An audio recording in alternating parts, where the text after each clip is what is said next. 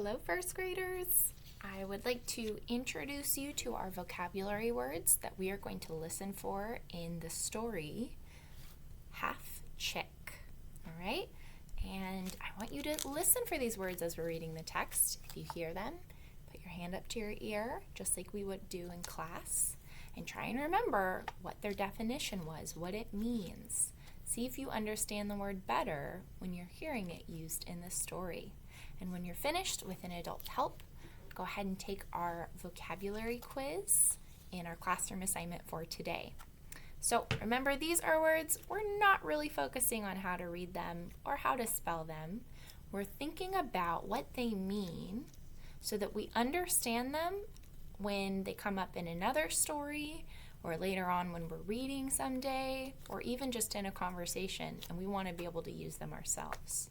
All right, so the first word I have for you is adventurous. Will you say adventurous with me?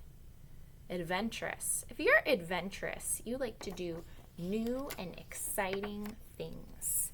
You're daring. Maybe you're willing to take a risk. So here in this image, we see some hikers, and it looks like they're exploring some place that maybe they've never been before. They're adventurous. All right, next word is inquisitive. Will you say that word with me? Inquisitive. So people who are inquisitive ask a lot of questions, right? They want to know about things, so they ask questions.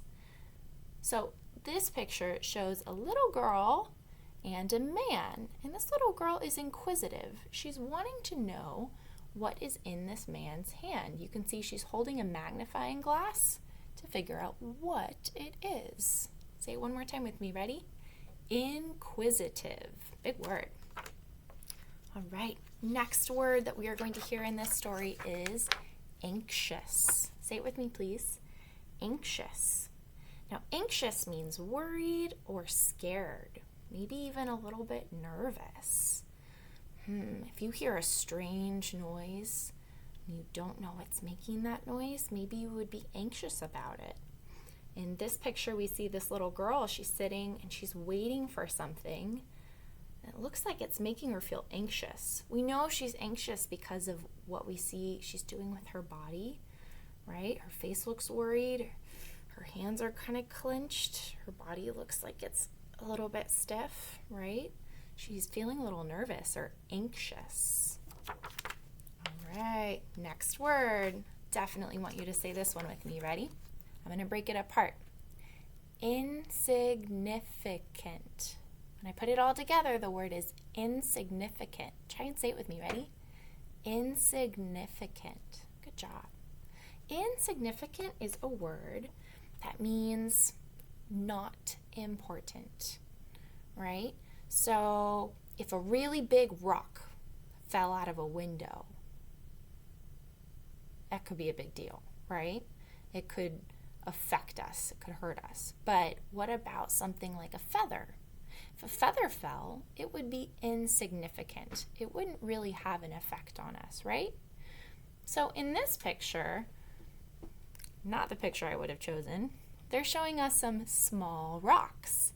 These rocks, we might even walk on these kind of rocks and we wouldn't really notice them. They're kind of insignificant.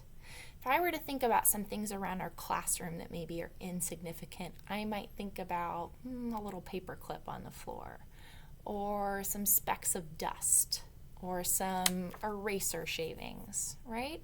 All things that are not really important. They're insignificant.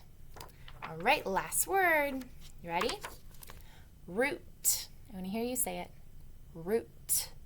So a route is the road or the way that you take to get somewhere. So when you're going somewhere, usually you have a path that you're following. Sometimes, just like in this picture, it's on a road.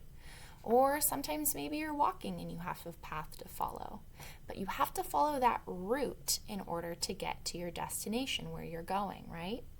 So if you go off the path or if you take a different road, you might not get to where you're trying to go. You have to stay on your route. All right, so adventurous, inquisitive, insignificant, anxious, and root. Those are the words that you are listening for in Half Chick. And this is a tale from Puerto Rico, which is another country. All right, Half Chick. Once upon a time, a little chick lived on a farm in the country. This little chick was unusual in many ways.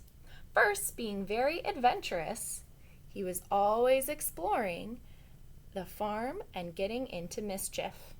Second, being very inquisitive, he was always asking the farm animals questions. Why do cows eat grass? He would ask. Why do sheep have wool? Just how does this plow work?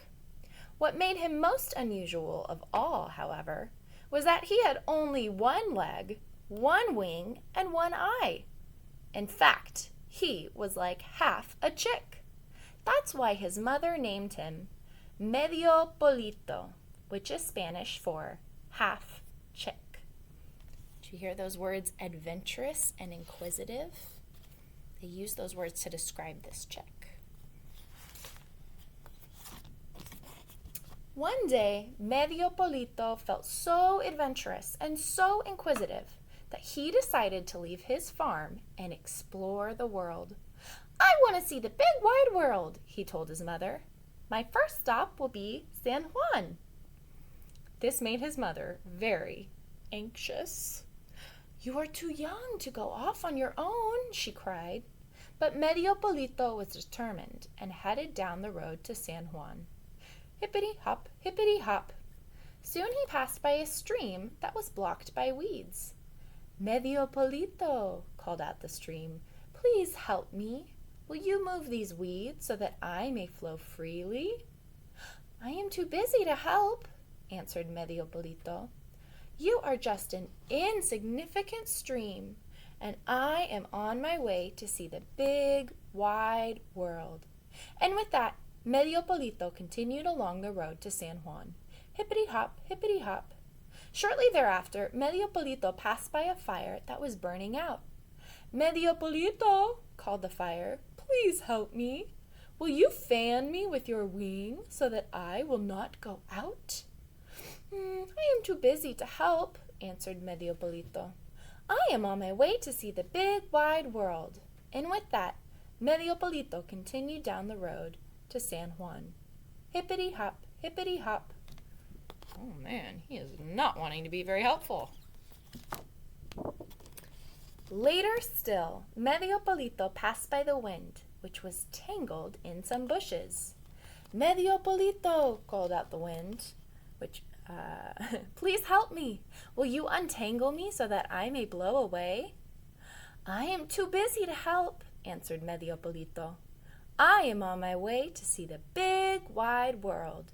And with that, Medio Polito continued along the route to San Juan. Hippity-hop, hippity-hop. At last, Medio Polito arrived in San Juan. What a grand sight! I love this big, wide world, he exclaimed. But as he approached the lively marketplace, a cook grabbed him. How lucky I am, said the cook. Here's a chick for my soup. And he tossed Medio Polito into a pot of water that was bubbling over the kitchen fire. Water, Medio Polito called out. Please help me. Will you stop bubbling so I won't drown? You were too busy to help me in the stream, said Water. Now I am too busy to help you. Medio Polito was getting frantic. Fire, he called out. Please help me. Will you stop burning so I won't get scorched?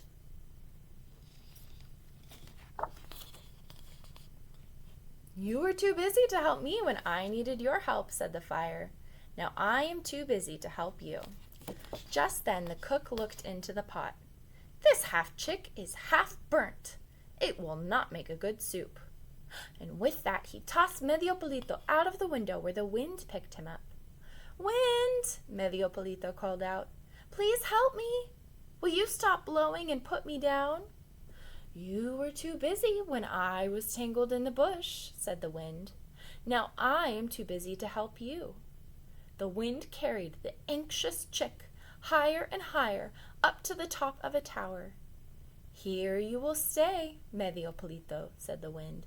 "But your trip to San Juan will not be wasted. You will blow with me.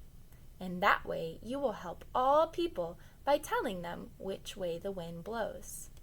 And since that time, weather vanes, looking very much like Half Chick, have stood on the tops of high buildings. They stand on one leg, showing people below which way the wind blows. Thank you for listening to Half Chick. Good luck with your vocabulary quiz.